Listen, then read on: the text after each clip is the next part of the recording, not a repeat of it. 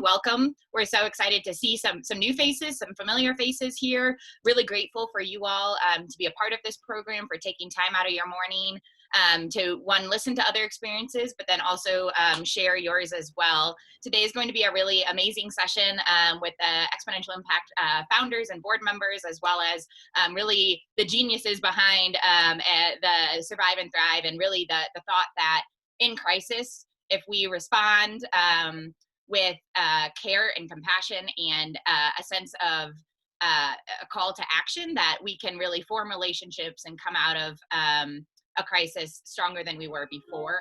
And that's Vance and Betsy Brown. And so we're really grateful to have them here as we kind of start to move in beyond just kind of the shock of the COVID-19 crisis and how we survive through the summer, through these last few months, but then start to move into this recovery period. It also gives us a moment to stop and pause and think about, how do we want to thrive when we get out on the other side of things as well. So with that, I'll share too that Vance is an entrepreneur by nature, started a very successful software company, Sharewell, if you're not familiar with that already in his background. And then Betsy, you may recognize her face as well. She's been leading our wellness program, has really gone deep in understanding kind of mindfulness and positive psychology as well. And so really the two of them leading this together is bringing the two kind of parts of this program together as well, in terms of building relationships as well as sustainable businesses as well. So thank you once again for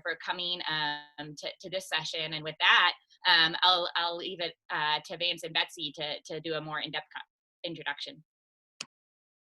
Excellent. So everybody, welcome. Thanks for being here. Thanks for coming and being part of this this webinar.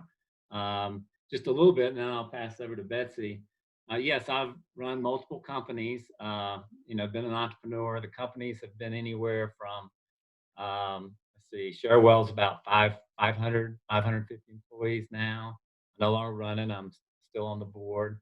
There was Goldmine Software, which is about, I guess, got about 600, and they're fairly large companies, but you got to understand they were started very small and scale. We built some great teams to scale, and I would say my greatest strength historically is just I've been a pretty good talent scout, finding great people. Seriously, I'm a Jerry Maguire, find talent, and represent talent. And my number one talent has been Betsy, because even through the years, we've always dialogued, and she'll tell a little bit about her background, but how do you bring holistic, mindset about the whole person into the workplace? And so throughout my career, when I do it all hands, it was never just about, in fact, the numbers of how we're doing with the numbers. That may have been maybe 10% of the presentation, and then it would go into something that had a lot more to do about life and thriving in life. And I would get all that, most of it, 99% of that material from Betsy. And tell a little bit about your background.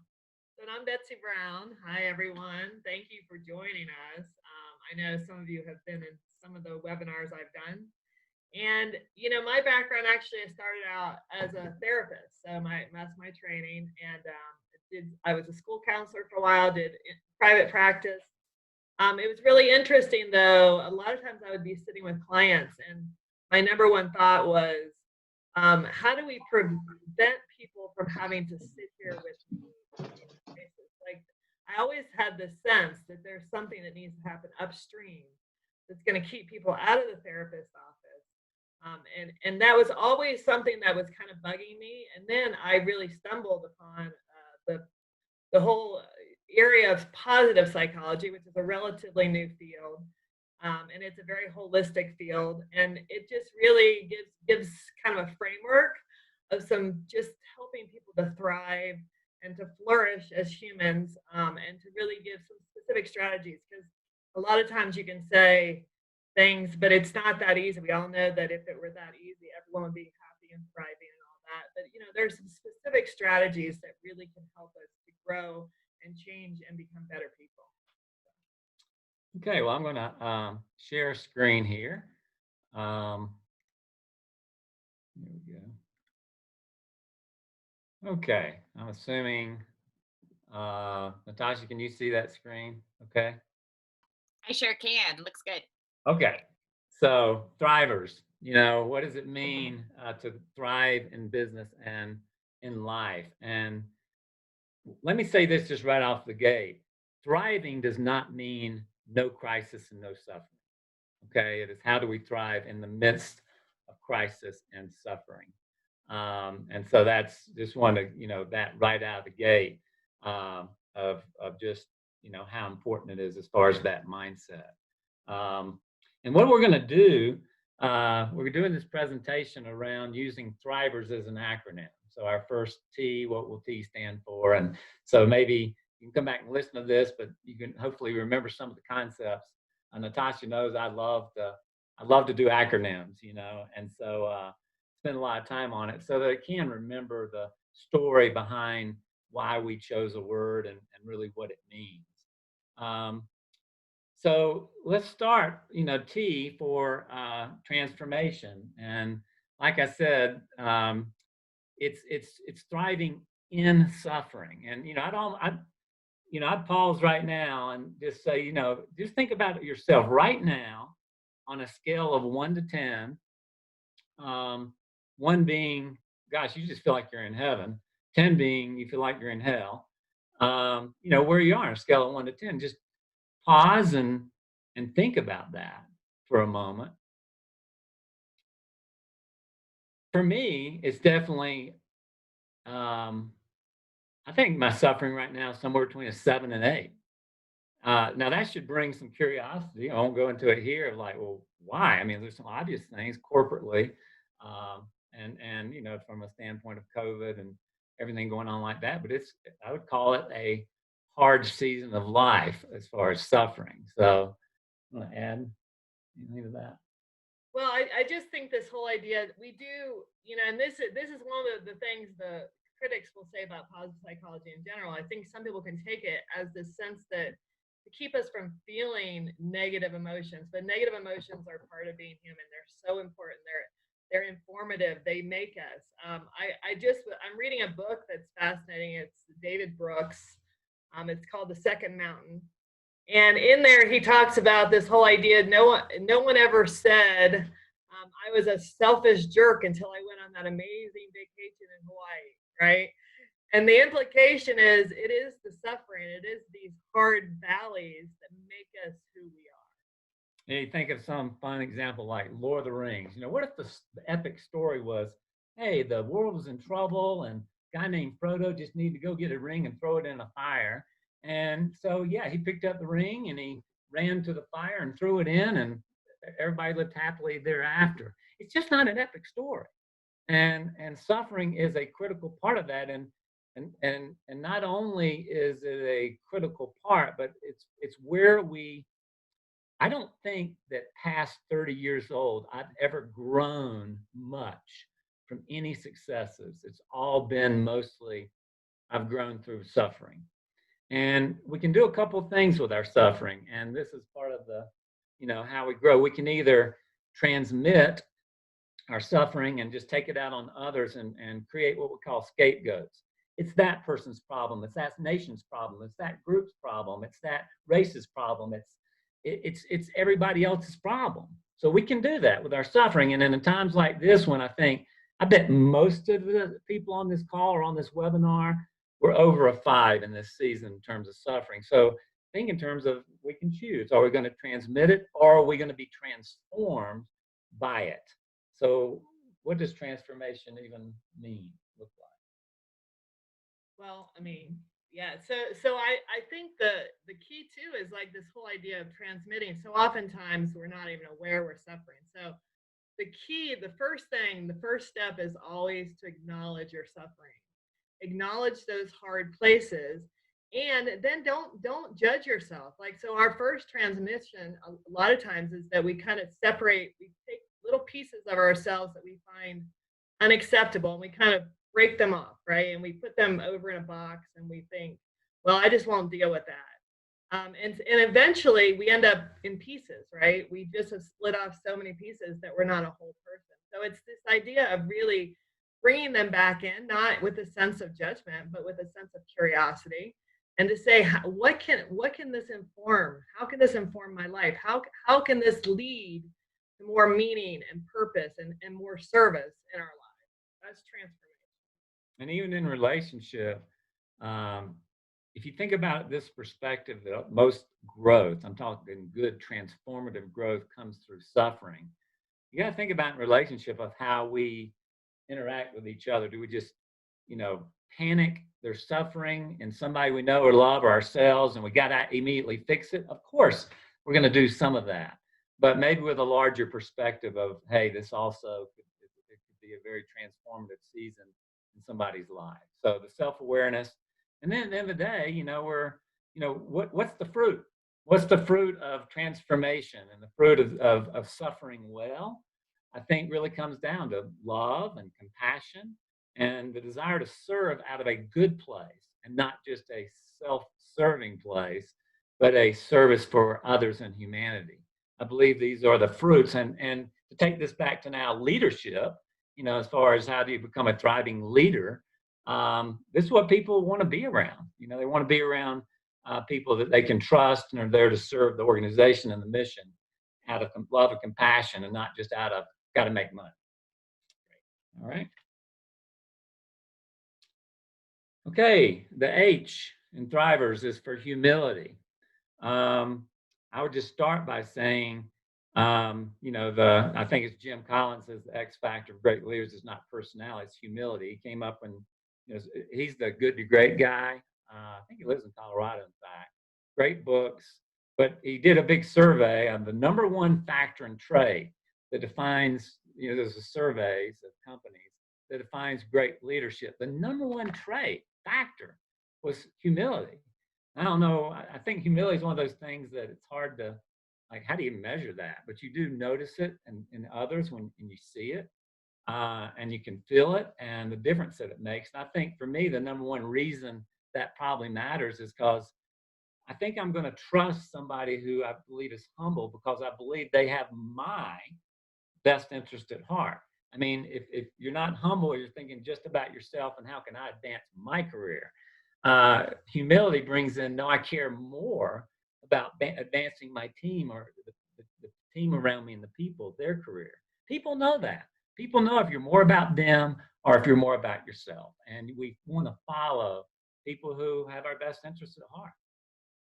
And I think this next idea of a third way of thinking, so oftentimes, we live, and we can really do this now with social media, in our own little echo chambers, right? Whatever your political leanings, whatever your religious, whatever, you can kind of create these little echo chambers where everyone you interact with kind of thinks the same way as you do. And suddenly you think, oh, I'm right because everyone agrees with me. But always question, always assume that you could be wrong. Like there's when you get in those places that you're like so sure, just take a step back and in self-reflection and think, I could be wrong here. And I think what that does is this whole idea is wisdom is found in a lot of places. It's not just found in one place. And so instead of these, we tend as a society to do this pendulum swing, right? From here, then we swing over here, and then we swing over here. But it's the wisdom is found in this third way, which is the harder path, but it's this path that says there is wisdom to be found in both places. And how can I humble myself to know that I might not know, but I can find out by asking people? Yeah, it really comes down to in our political environment, we've been more polarized right now as a society, where it's like either or thinking. This is like dualistic. I either think like a Republican or I think like a Democrat or whatever. And, a third way would be not or, but and.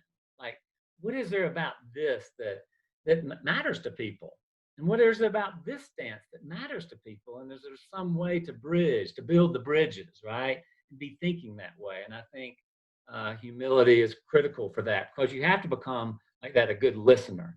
And really not, how immediately I do this a lot is when someone else is speaking, I'm thinking about how I'm going to respond with my counterpoint.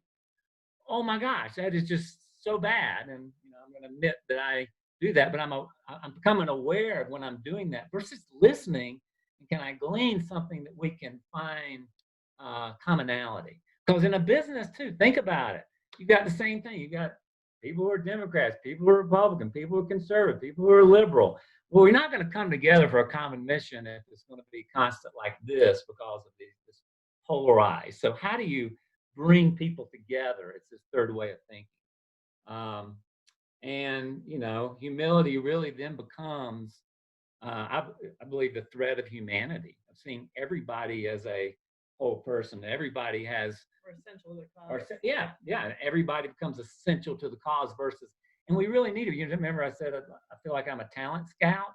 It's because I know I can only bring this amount to this kind of, you know. You need to tell your Lord of the Rings, the spirit. Yeah, right. you know, and Lord of the Rings, one of my favorite scenes when Frodo's sitting there and say, how can I ever do this and take this rings to the fire of Mordor? A lot of problems. And then, you know, that you have my bow, you have my sword, you have my axe. I mean, I get chill bumps.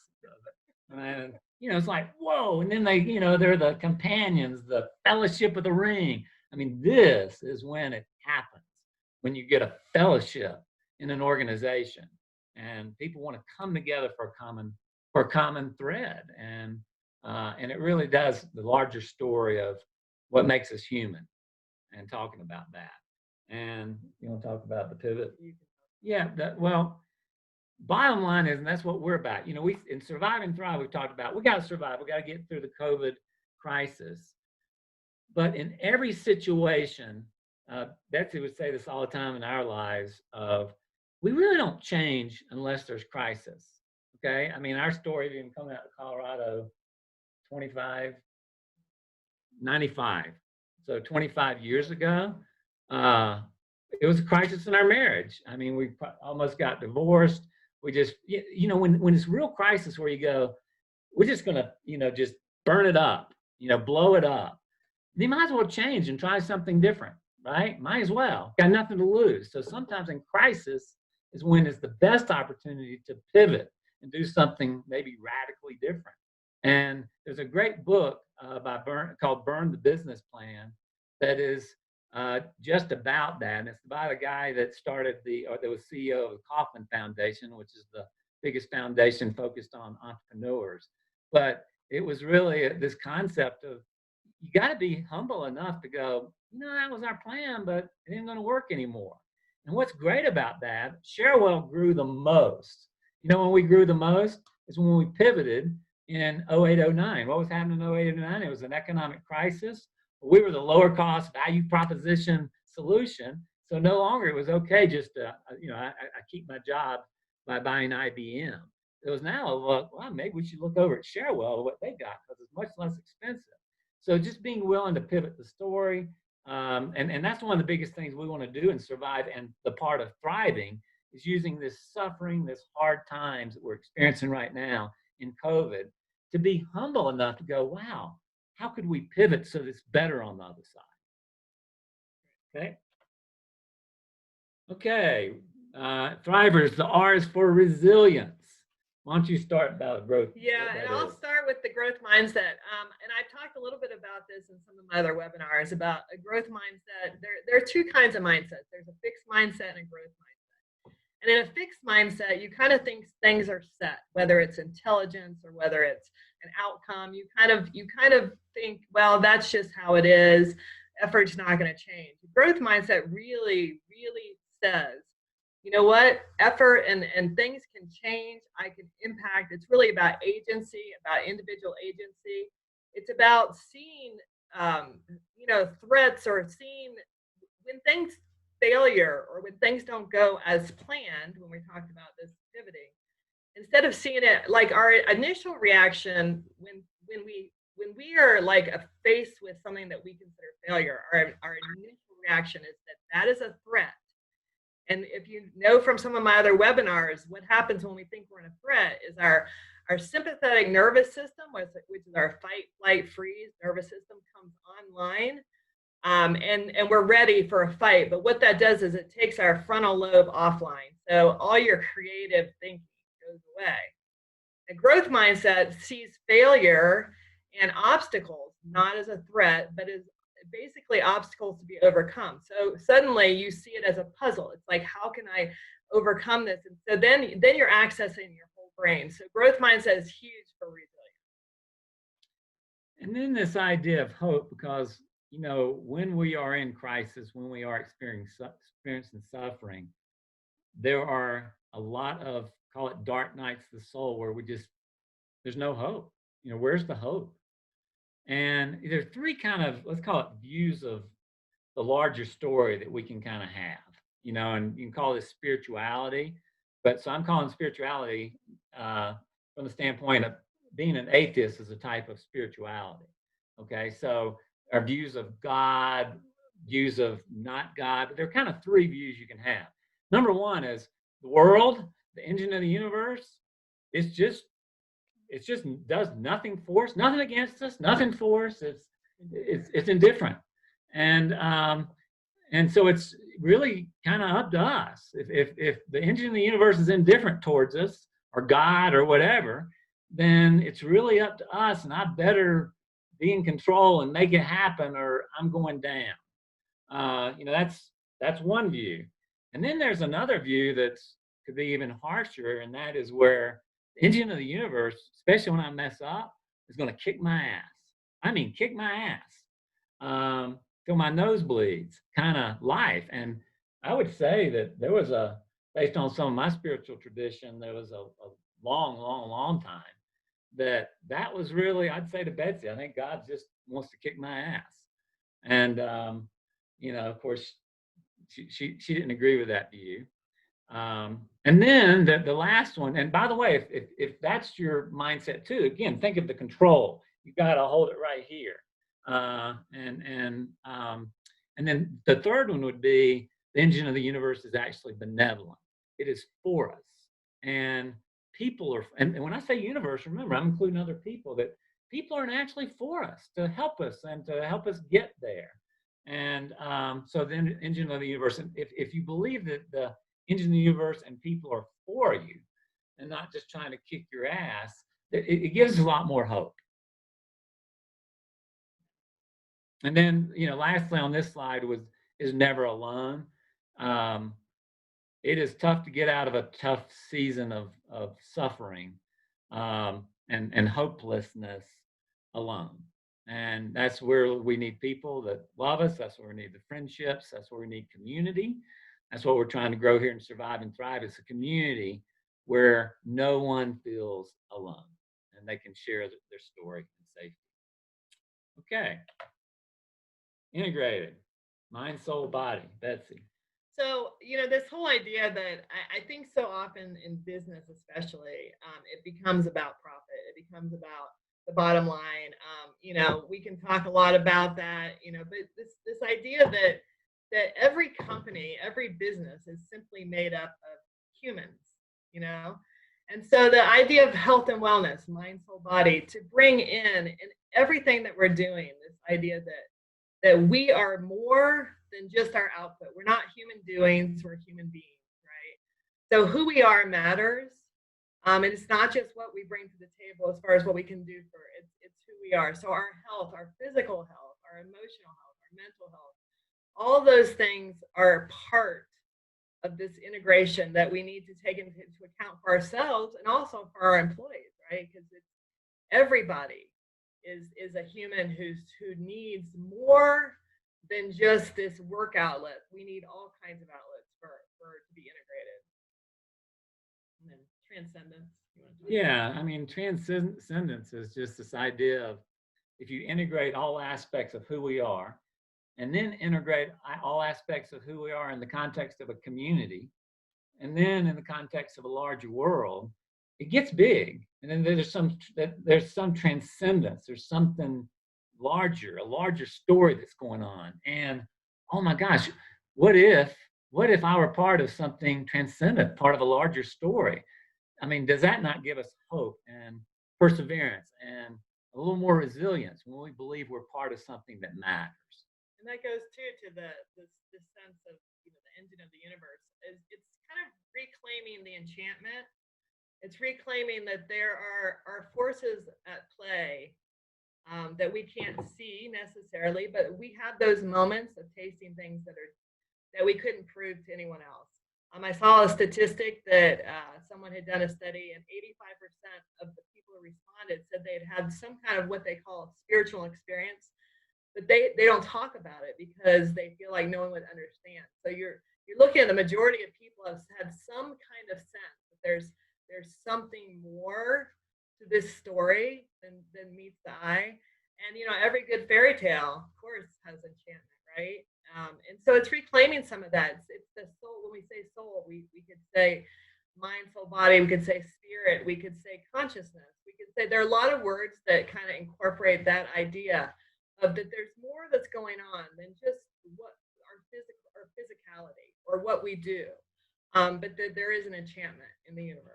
I love King Arthur and his Knights of the Round Table. I don't know their exact oath they took, but apparently they would literally with their sword, stay on their knees for an entire night before they were then knighted, right? And a mission was something alike: taking care of the orphans, taking care of the widows, taking care of those that cannot take care of themselves.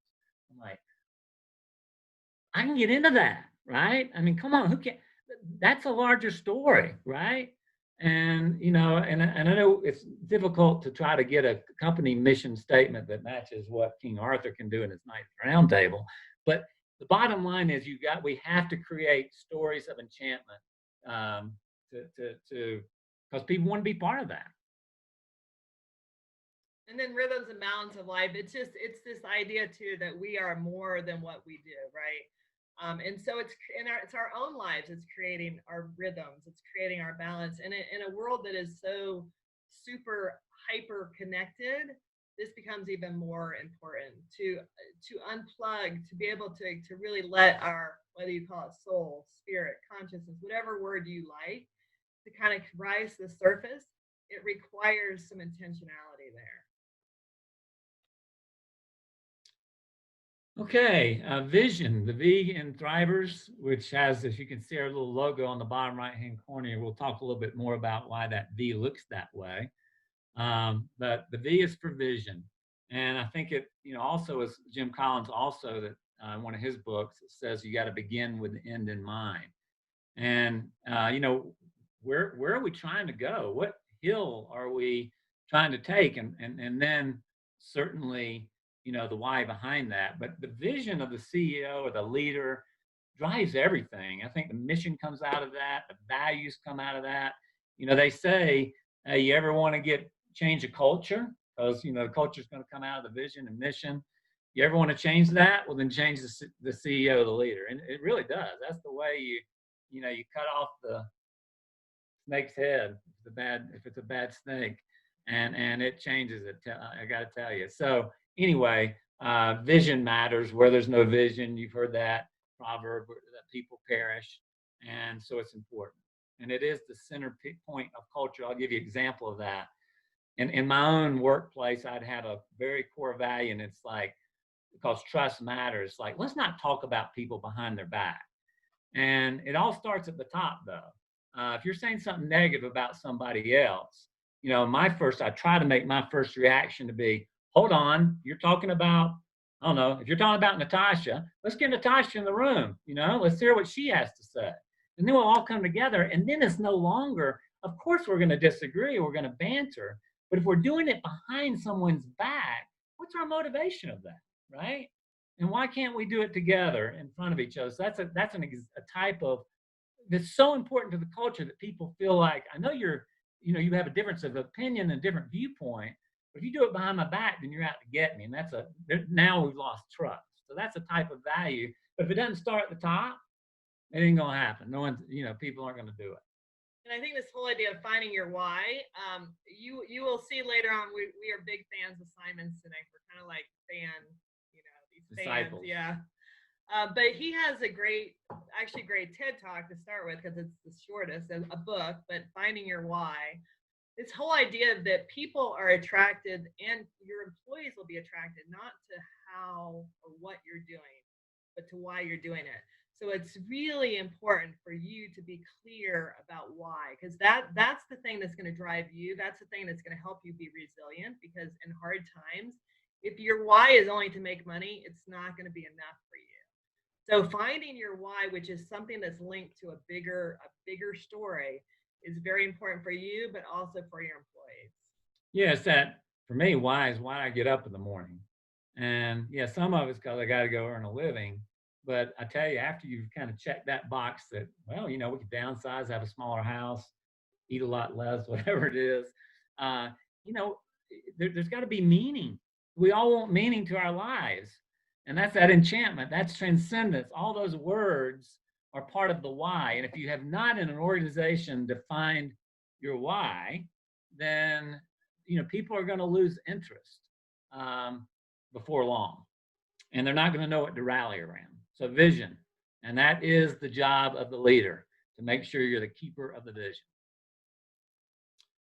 Okay, ethics. Betsy, why does that matter? So ethics is one of those things, and you know, you can call it character ethics, morality, all these, and I think we've, you know, in the pendulum swing, sometimes that gets lost, right? But it's this whole idea of you inherently have these character traits. You inherently have these things that you can use for yourself, yes, but the bigger point is using it in service of others. And how can you really find those things in yourself? And I'm a big fan of character strengths. I've done a lot of work in the whole world of character, and there's so it's so important. It's not just the sense of like, we're not talking about Javert versus Jalvan John here, like Javert, where it's like you just follow the rules and you're a good person.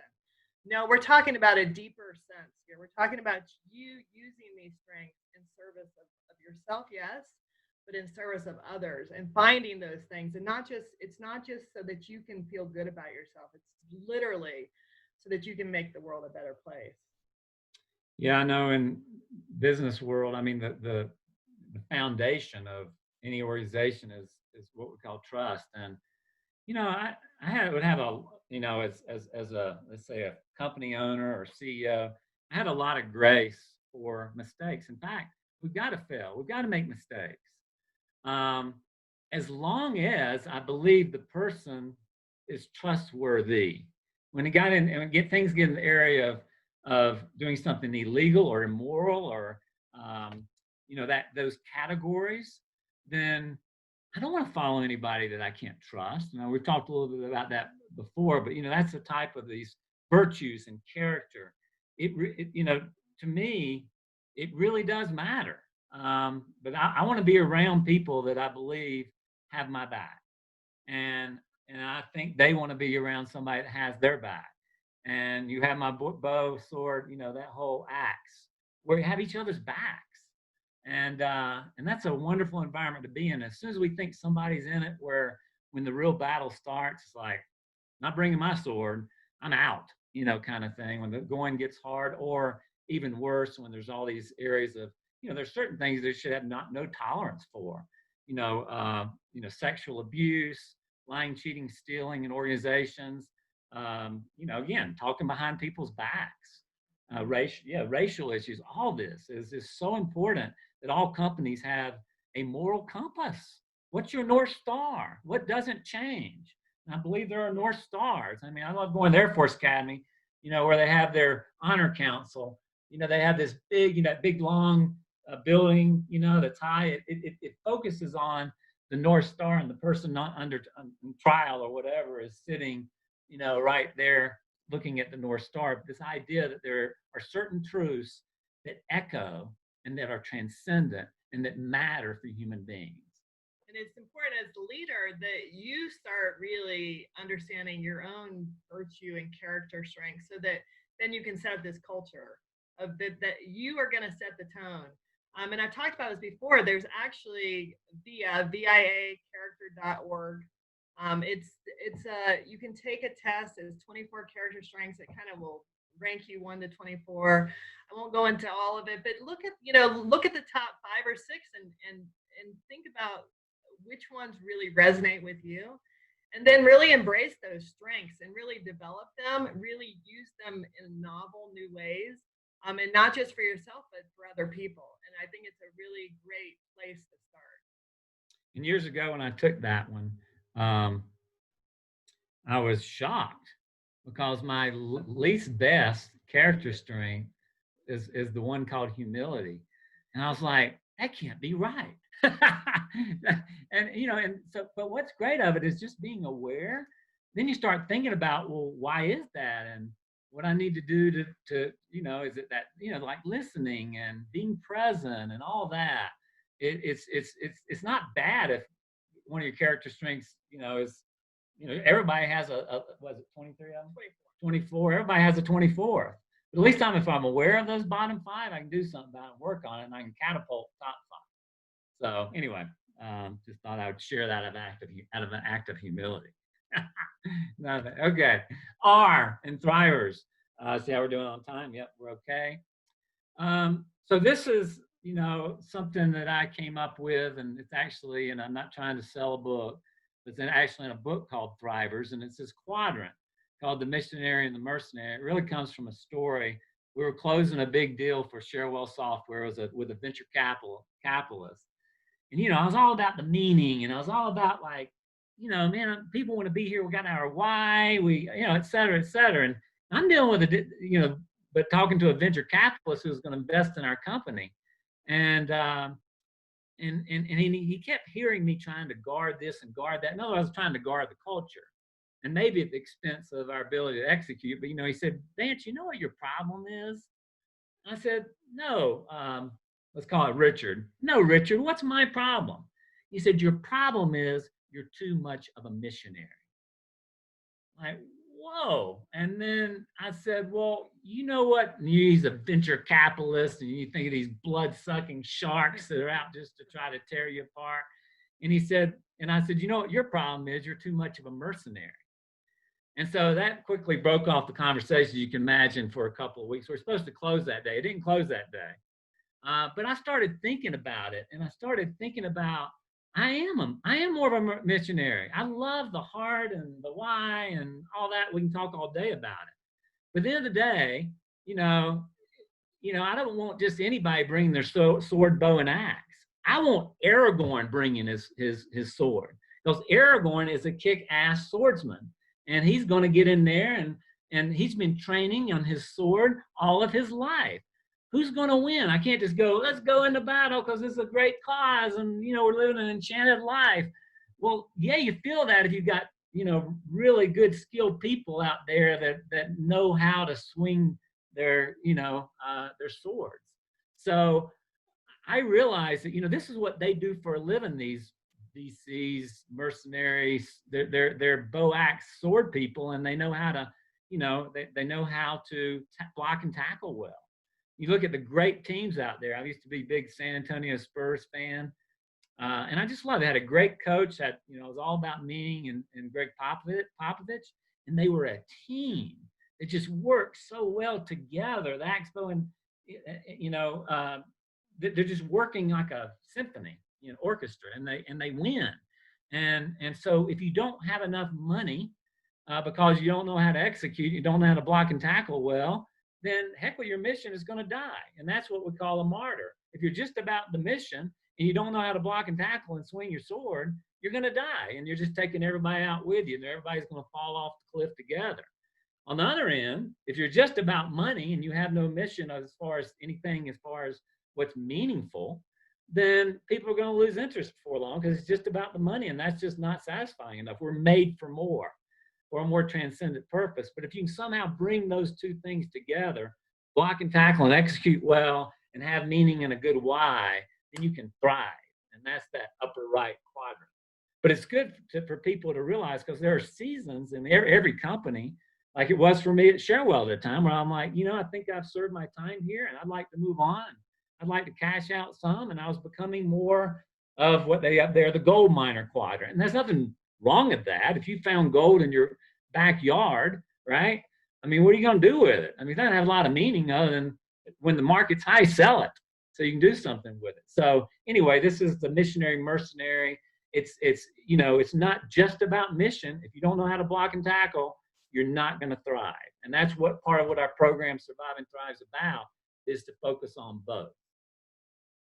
And I'd say making sure of you don't change what you don't measure, right? So making sure you know what those things are that you want to measure, and so that your eyes are on those things. There's OKRs, which are objectives and key results. There's a lot of different strategies, and finding one that fits you, but a way for you to really intentionally measure this. And this is not my strength at all, like not at all. So if you're like me, then you find someone in your organization who has this strength, right? So that's all. That's what I would say with that. And you got it, like I'm not a, I know it's a shocker, but a detailed person. But look at the kind of thing, but I'm a talent scout. So I look at Natasha. Natasha is amazingly detailed for XI, and likes to track and likes metrics and loves. So it makes us a good team, good combination. Dale Hedke, he's our COO at the International Cybersecurity Center, which I'm CEO of. Again, he is very detailed, operationally minded, and therefore, again, we make a very good team. And by the way, it doesn't mean that somebody who's really good at execution and those details can't be strategic. Of course they can, or vice versa. But I think a lot of us have, certain strengths that coming together are very powerful. What I don't recommend is if you have a partnership, they always work better together if they're lined up where we overlap a little bit, but I'm really strong here and this person's really strong here. And we complement each other well. If you have partners that look like this, it's set up for disaster because they're trying to do the same thing. So it's actually good to have that combination. So again, this is being good at both is necessary to thrive. Okay, sustainability. Yeah, I mean, so we want to build our companies. That's what Survive and Thrive is all about, is build our companies so they're sustainable. Because I know it's been a lot of years that 11 straight years that we were in a bull market, and everything was going great, and and we can get this idea that everything's just going to go great. Well, it's just not. There are going to be bumps in the road. This is part of what life is. You look to see the plant there. And there's life, and then there's death, and then there's springtime and resurrection. It's just the way it works. And business is no different. If you haven't thought about that, you're going to have a time where it's going to feel like death, but you've prepared to be able to rise again, then you're not going to be sustainable.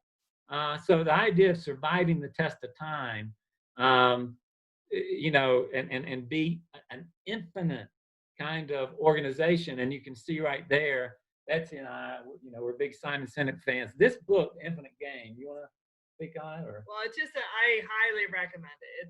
It's not a long book. This is one you need to read, because it really does talk about where we are in whatever you want to call it, late stage capitalism, consumer driven capitalism, wherever we are, though, this whole idea, we've lost the idea of an infinite game, and we've made it just about the profits. And what that does is the domino effect in the negative is just, it's tremendous of what that does for all of us, and how that takes us up, so that we're not thinking about all the stakeholders. When I say all the stakeholders, I'm not just talking about the people, right? This whole world is connected, and we have stakeholders, and we have, everything is connected in this. We can talk about more about connection, but it gives us this idea that we're not just in this for the money.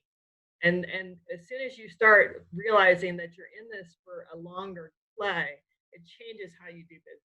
So about 4 years ago, Betsy and I were at an entrepreneurial conference, and we heard Simon Sinek speak, and he was doing the early materials on this, what came out, was it last year? The Infinite Game book, but he was doing a presentation on this. And we both looked at each other and we like, infinite, like, we love that.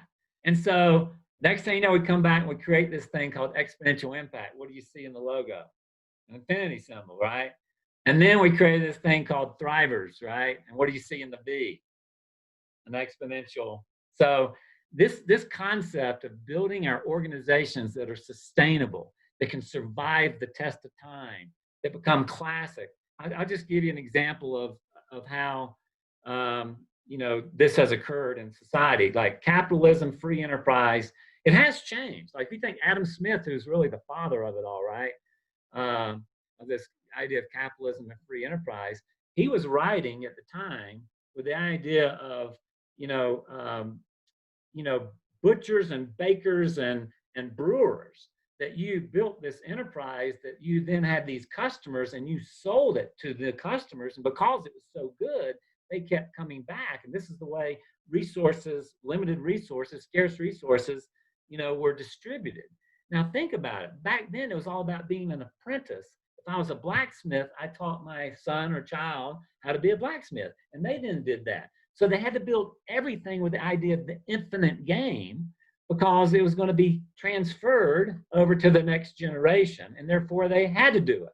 Now, what happened in the 80s and 90s when it was, Milton Friedman came out with his book, and another well-known economist, but I think he did some bad things for capitalism and free enterprise, because it turned into the whole goal of the organization is to make profit for the shareholders. Shareholder value became the game.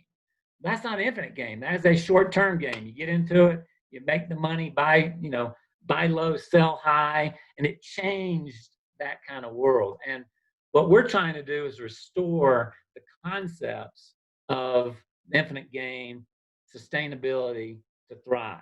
And you know, a lot of that comes with the idea of, I know that in economics, I was an econ major, you know, you had this idea of, you know, there's scarce resources, and you know, they got to distribute somehow, because we have limited resources, and there's some truth in that, right? And there's also truth in the idea of abundance. You want to speak to that, or? Well, and I think this whole idea, this scarcity versus abundance, probably not versus, right? It's probably scarcity and abundance. But the mindset really changes, like where you put your focus really changes how you live your life. So if you live your life with a scarcity mindset, everything becomes about competition, right? Because suddenly there's not enough to go around. When you live your life with this idea that there is an abundance, and you might not know how it looks, whatever, but suddenly you can be more cooperative, be collaborative. Suddenly there's enough for everybody. Everybody can get what they need instead of I get mine. And so this leads into this idea of connection, instead of this sense that we are separate and that we're each just this island, right? And we're just living our lives, and we have relationships, but we're still separate. You know, instead, look at ourselves and our businesses as Aspen Grove, right?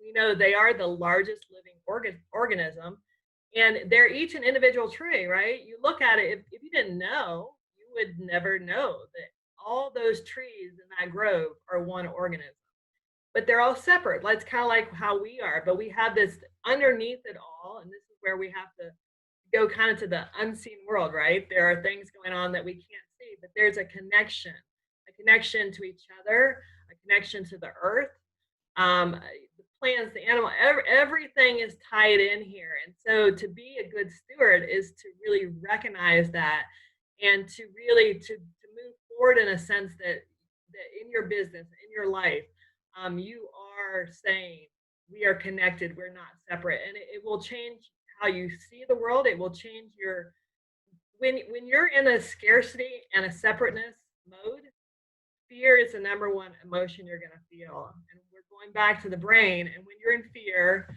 your sympathetic nervous system, that's how it's activated.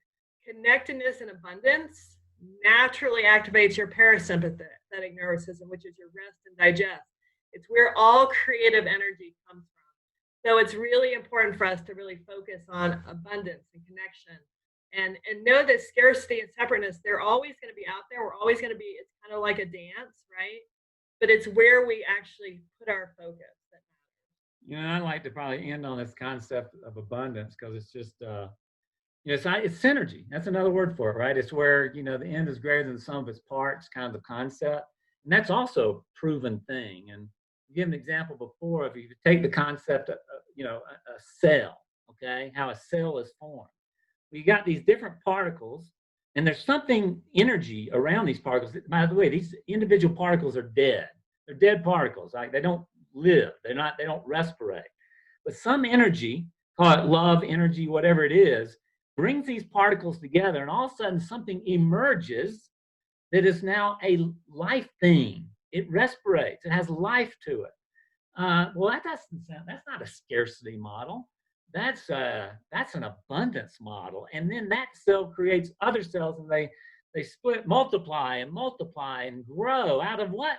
Well, nothing, something. Don't know how it all works, but this idea of abundance, it matters. And for me, and then everybody, we all have our different spiritual traditions, but it's all throughout my spiritual tradition, the story of this banquet, and they run out of wine, and all of a sudden all this more wine, the best wine shows up at the end, or they're out feeding these thousands of people and they only have 2 loaves and 2 fish and 5 loaves of bread, and then there are 12 baskets. And so I'm actually been programmed in my spiritual tradition to think abundantly. However, it is odd, even me, how quickly I go into a scarcity mentality, even though it's my spiritual tradition, and even though it's proven in science, this thing called abundance and synergy are real. That's thrivers. That's transformation and humility and resilience and integrative mind, body, spirit, vision, ethics, and results oriented to be sustainable and survive the test of time. That's thrivers. And Natasha, back to you.